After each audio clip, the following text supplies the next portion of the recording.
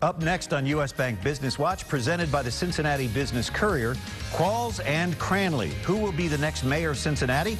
The sides are forming and the issues are taking shape. Lots of news about jobs this week. We'll tell you who's creating them and who's cutting them. And a 15-year-old local entrepreneur is getting national recognition for his app.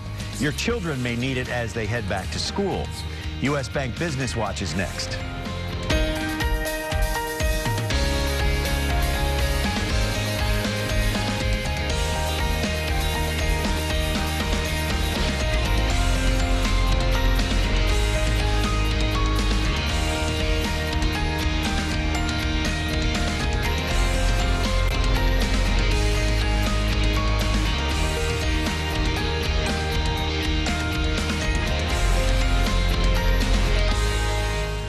Good morning. Welcome to U.S. Bank Business Watch. I'm Brian Patrick. On the front page of this week's Business Courier, the centerpiece this week, the race for the mayor is on. Will it be an automatic Roxanne redo as the former mayor takes on former council member John Cranley? Well, Cranley certainly doesn't think so. The 2013 Cincinnati mayoral race is about 3 months away. Former mayor and current vice mayor Roxanne Qualls is looking to replace Mark Mallory, and so is former council member John Cranley. Both say economic development is the key to the race.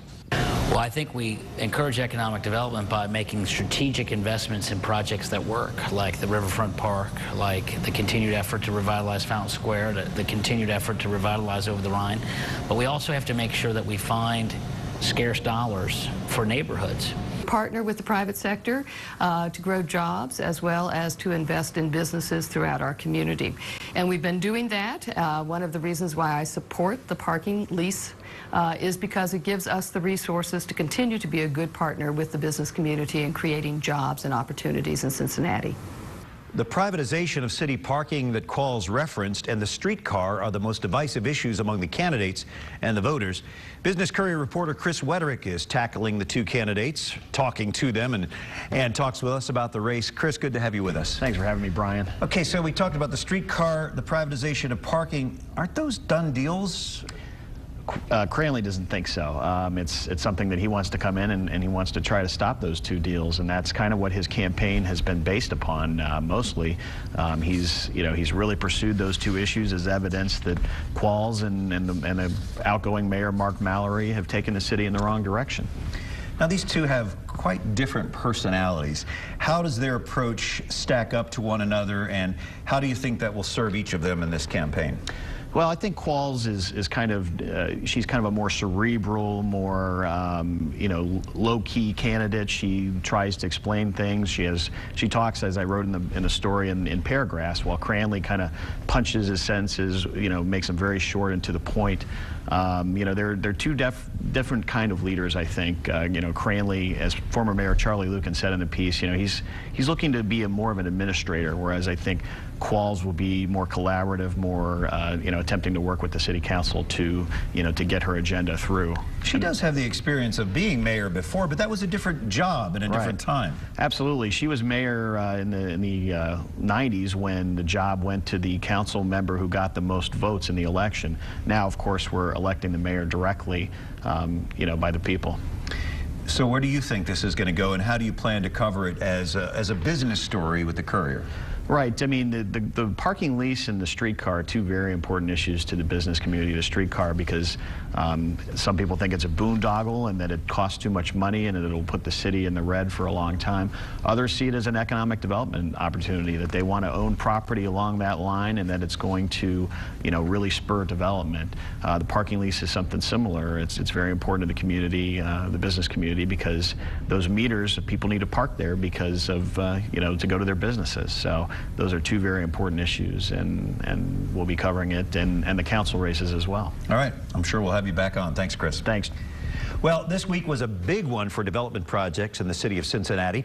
Cincinnati City Council approved three key deals that will bring more apartments to downtown, add more residents and retail to the banks, and help fund a technology campus in Over the Rhine. Council approved a $3.5 million grant to North Point Group to build a 7-story, 111-unit apartment building on top of a parking garage at 7th and Broadway. That $22.3 million project has has been in the works since 2002. There is already retail space on the first floor of the garage. Council also approved its share of funding for the second phase of the banks and funding for Centrifuge's new over-the-Rhine headquarters, a tech campus that also will be used by Cincy Tech and the Brandery. Ohio Governor John Kasich announces new jobs coming to Wilmington. Cole Taylor Mortgage, a Michigan-based firm, is investing millions of dollars to expand its relatively new Wilmington-based office. Kasich was in Wilmington to announce that 140 new jobs will be added to the existing 50. One of those first jobs went to George Montague, who had been unemployed. If you've had any level of success, to rise and then to fall and have to start all over again, it can be very disheartening. But you did? Yeah, I did. Ohio was competing with 2 other states for this expansion. Procter & Gamble plans to cut about 50 jobs in its customer service accounts receivable department in Cincinnati beginning in October. The workers will be replaced by people who will be hired at current P&G offices in Costa Rica. We're told about 15 administrators in the accounts receivable department will remain in Cincinnati after the offshoring is completed by June 2015. Details of severance packages were not available, but those whose jobs are eliminated will have priority in rehiring if they qualify. P&G has about 126,000 employees worldwide, about 12,000 based near its Cincinnati headquarters. Another Cincinnati-based company is looking to hire employees in Tennessee. Convergys is expected to fill more than 400 jobs at its Chattanooga call center to handle inbound and outbound customer service sales calls for an unnamed client in the healthcare industry. The company operates call centers around the world. Based in downtown Cincinnati, Convergys employs more than 80,000 people. You might remember that at the end of July, Convergys sold its headquarters building, Atrium 1, to Smith Hellman Partners for $43.4 million. Well, marrying into a family business isn't always easy, but the president of the Salyers Group is thriving. Guy Van Rooyen is Australian and met Amanda Salyers while on vacation in Canada 10 years ago. Today he's running the Salyers Group, owners of Fabulous Furs, Fabulous Bridal, and the Madison Event Center. He says the biggest challenge in the meeting and banquet industry is event compression. Everyone seemingly wants events at the same time, and the greatest opportunity is market transparency. I think opportunity is in being the leader in transparency of pricing. We create true all-inclusive packages. So instead of trying to obfuscate the price for the individual, what we do is present them with one price that it'll be at the end from what they execute the contract at. There's no surprises. Van Rooyen says the best business advice he's ever received is don't be afraid of making decisions. Instead, be afraid of indecision. The Emery Theatre in Over-the-Rhine is at the center of a lawsuit against the University of Cincinnati. The suit, filed by the Requiem Project, names UC, the Emery Center Apartments, and the Emery Center Corporation as defendants and seeks a declaratory judgment asserting its right to renovate the theater. The nonprofit Requiem Project signed a binding letter of intent with Emery Center Corp. in 2010. It required the corporation to enter into a lease agreement which would allow Requiem to renovate the theater. The lawsuit claims that the Emery Center has refused to enter into a lease and asked Requiem to vacate the building and return the keys. A source close to the Emery Center Corporation board tells the Business Courier that there are no plans to use the Emery for anything else but a theater, and it will be renovated after the lawsuit. Well, Cincinnati will place a bid to host the 2016 U.S. Olympic Marathon Trials. Officials from the Greater Cincinnati Sports Corporation and the Cincinnati Flying Pig Marathon are working in collaboration on this bid. The races will be held prior to the Summer Games in Rio de Janeiro, August of 2016. 100 men and 100 women marathon runners would participate and attract a national TV audience and tens of thousands of visitors. That bid is due August 15th. Well, a local 15-year-old is the city's newest startup sensation. Turpin High School student Emerson Walker was supposed to spend the summer bagging groceries at Kroger, but instead a forgetful moment before the end of the school year changed his plans. I was sitting in class and I didn't have my paper planner because it ripped apart, and then I lost it. And then I thought I had my iPad, and I thought, why isn't there an app for that?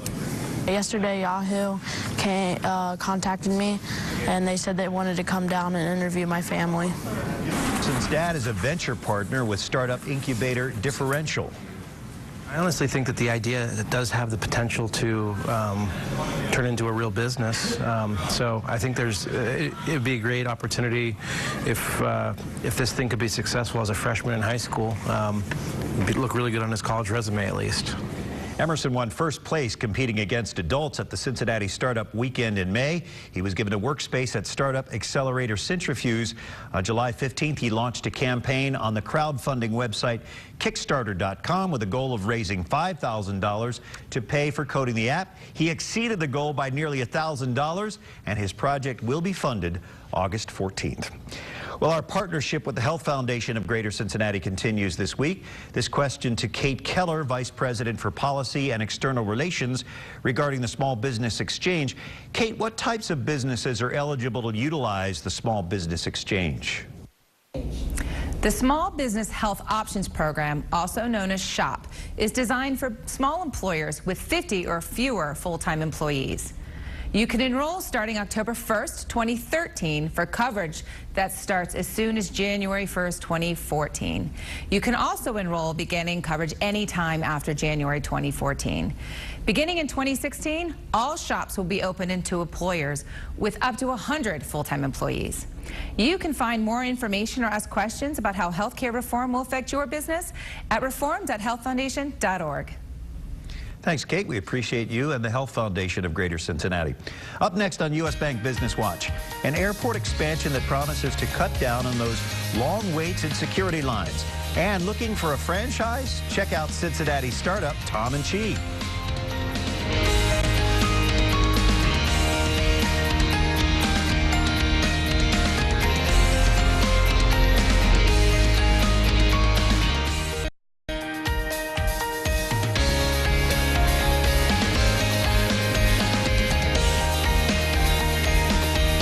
Here's some news you might have missed if you're not reading the Business Courier online every day.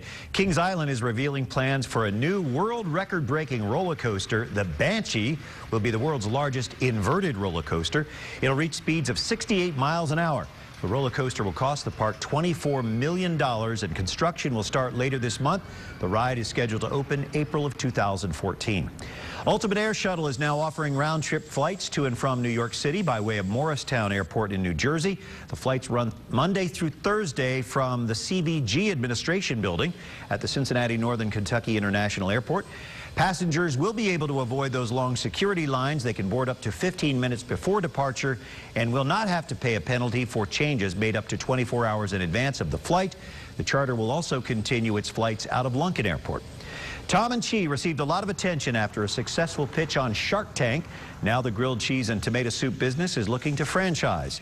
The business partners have been hosting Discovery Days twice a week, allowing potential franchisees to visit and experience the restaurant to gauge interest in a franchise. The owners recently announced on Facebook that a franchise is opening in New Jersey. Well, who will replace Ben Bernanke as the new Federal Reserve Chair? It's a question that's turned into a bit of a guessing game. Two candidates are emerging. In this morning's U.S. Bank Economic 360, U.S. Bank Vice President and Senior Portfolio Mike Denneman joins us to talk about this. Good to see you, Mike. Good morning, Brian. So when does Bernanke step down? It'll be coming early next year, so a lot of attention being paid to who the president might nominate. If you think about it, this is going to be a very important transition with the market and the economy somewhat in turmoil. This is not just your average changing of the guard, so a lot more attention being paid this time around than last. It doesn't happen that often either. Bernanke's been there 8 years, but before that, Greenspan had been 18 years as the Fed chairman. Sure. Who are the two candidates that we're looking at now? Sure. There's really two front runners that have emerged, Janet Yellen and Larry Summers. Both very accomplished economists, both with very strong resumes. Janet Yellen, not really a very common household name, not one that people recognize, but she is in fact second in command at the Fed right now. She's vice chair, so she might have a bit of an inside track. Certainly knows her way around the Fed, having had several posts there. And in addition to that, she was a key economic advisor to President Clinton. Larry Summers, on the other hand, someone the public is a little bit more familiar with, certainly doesn't shy away from the limelight, and has not had any direct role at the Fed, but does have a pretty good resume. He was chief economist at the World Bank. He was Treasury Secretary under President Clinton, although people are probably most familiar with him for his somewhat controversial tenure as president of Harvard. There is a substantial amount of limelight with this position. It's very brief sometimes, but when the Fed chair speaks about Fed policy, there's usually a pretty strong reaction either way by the market. So I guess it's the way they present things that really makes a difference. How do you see these two potential Fed chairs differing in that manner? Sure. Well, each has their strength, and each might have something that's a bit of a handicap. Larry Summers, of course, is someone who's comfortable being in the public eye. So from that standpoint, the media relations part of the equation is well covered there, whereas Janet Yellen a little bit more reserved, a little bit more behind the scenes. On the other hand, Yellen seems to have a better handle on the policy side, probably someone who would provide more continuity, whereas the views on monetary policy of Larry Summers aren't well known. So he's a bit of a wild card there. So asking the market, what they would prefer, I think with all the skittishness out there now, all the concern about where interest rates are going, a new Fed chair that doesn't rock the boat too much probably would be viewed as a positive. So you're thinking about Yellen then? Yellen there, yes. That would be your prediction? Yeah. And the market would probably like that? Well, anything that's going to maintain some continuity, maintain that status quo, at this point with everything sort of up in the air, if you introduce a little confusion to that, if you introduce that wild card, you don't know what you're going to get. All right, Mike. Thanks so much for being with us. Thank you. We appreciate you and U.S. Bank. Still to come on U.S. Bank Business Watch this morning, the Cincinnati Art Museum is free and open to the public. Now the museum is asking those who enjoy it at no cost to provide a little support for the future. Director Aaron Betsky joins us next. And congratulations to Dr. Tahir Latif, Associate Professor of Clinical Medicine at the University of Cincinnati Cancer Center. Another of our 40 Under 40 honorees. He's also Director of Clinical Operations for the Division of Hematology, Medical Oncology, and Medical Director of the Outpatient Infusion Services at UC Med Center.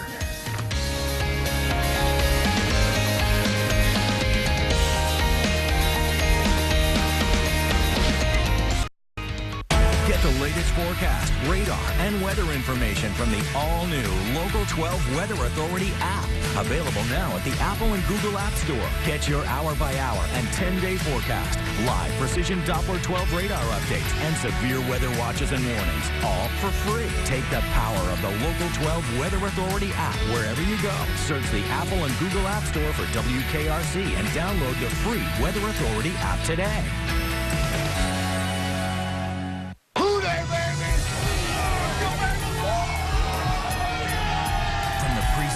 To the playoffs, no one brings you more Bengals football than the Bengals Nation station, Local 12.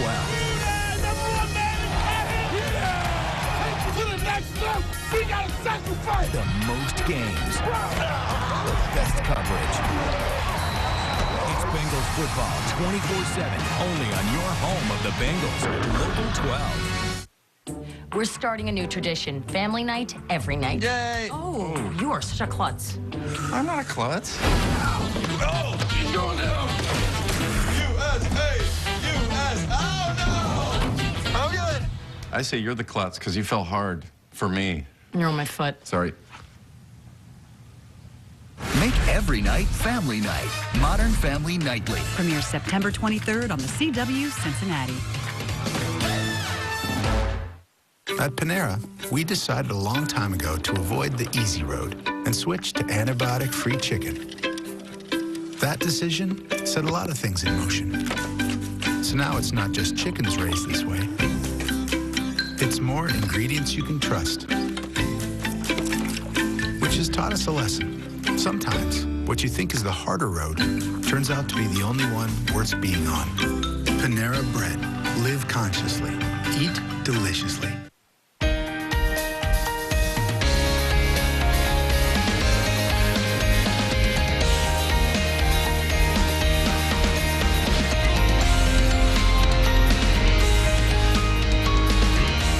To have you with us this morning. The Cincinnati Art Museum is in the midst of an expansion that would allow its visitors to see more of its world-class art. Currently, the museum has 60,000 works of art. Only 3% of it is on view at any given time because there just isn't enough gallery space. So the Art Museum is taking an interesting and unusual approach to complete its renovation fundraising. It's delaying going to bid on Phase B of its renovation to raise $3 million and is asking all of us, visitors to the museum, to get involved and help them reach that goal. They're calling it Make Room for Art. Aaron Betsky, director of the Cincinnati Art Museum, joins Business Courier publisher Jamie Smith in our studio with more on this plan. Aaron and Jamie? Thanks, Brian. Thanks for coming back in today, Aaron. I appreciate you being back on the show. Nice to be here, Jamie. Talk to me a little bit. What's the theory behind your strategy, and how are you going to reach out to people to work on this fundraising drive? Well, Jamie, we just completed what we're calling Phase A of our renovations, which is the renovation of the former Art Academy building into what we're now calling the Longworth Wing. We've moved our library and some of our offices in there. That's freed up what will eventually be over 20,000 square feet of space in our existing building, so we don't have to add anything. Wow. That we'd like to turn into galleries and a new education space. We'll have the largest special exhibition gallery we've ever had. We'll have a new education center right in the middle of the Art Museum. We'll expand the Cincinnati wing, and we'll have more galleries for our permanent collection to be able to show more of it. We've already gotten fantastic support from some people who are very near and dear to us and who have stepped up to the plate. Now we're asking everyone else to step up to the plate because we're free and we love it when everyone comes to the Art Museum, but we're asking people to do a little something to help us. We need your support. You can buy a tile at the entrance to the library, and that will support what we're doing. And we're also going to just launch a general campaign and ask everyone to put in what they can to help make this possible. You know, it's not a lot of money. It's only $3 million, which compared to some of the other asks around here is not all that much. And it will really create a lot more room for art and for kids, so we're hoping that everyone will help us. Yeah, well, I think the fact that it's free, I don't think people realize the jewel that we have, and they can go there for free. So I hope that, that thought goes through their mind as you ask, or as they see the tiles. I hope they help to contribute. What is our time frame for the campaign? It's right now. We're right in the middle of it. So you can go to our website, or you can look us up at 953 Eden Park Drive in Cincinnati. We hope to have enough of the money in place to start construction before the end of the year, and then our renovated galleries and our education center will open by the beginning of 2015. Okay. What are we not seeing? I mean, what are people not seeing because we don't have space? Is it things that you have here, or is it more exhibits coming in? It's both, Jimmy. It's both. With our new Western and Southern Special Exhibition Gallery, we'll be able to have really spectacular exhibitions that right now just don't fit into the Art Museum. So we'll be able to bring a lot of fantastic art from elsewhere here. But we also have a lot more of that Cincinnati art that you don't see right now. And so expanding the Cincinnati wing will let us show more of that. We also have whole parts of our permanent collection that are just in the basement, and we'd love to share them with our community. That's great. What's going on now? If we want to come up there next week, what are we going to see? Well, Jamie, this is our Cincinnati summer, so we have all kinds of festivities celebrating the fact that the Cincinnati wing is open for 10 years and that we're free, thanks to a gift 10 years ago from the Rosenthals. We also have the Edward Pottus exhibition up, which is just a wonderful way to celebrate summer with beautiful art. Well, that's great. Thanks for coming in today, and I hope our viewers come up and check it out. I hope so too. Good luck on your campaign. Thank you. Back to you, Brian. Thanks. Our Art Museum, truly a jewel. Thanks for joining us this morning for U.S. Bank Business Watch. We're back every Sunday here on Local 12 at 6:30 and on the CW at 10 a.m. Business news all week long is at Business Courier Online, where you can sign up for our daily emails. The address, CincinnatiBusinessCourier.com. I'm Brian Patrick. Have a great Sunday and a good week.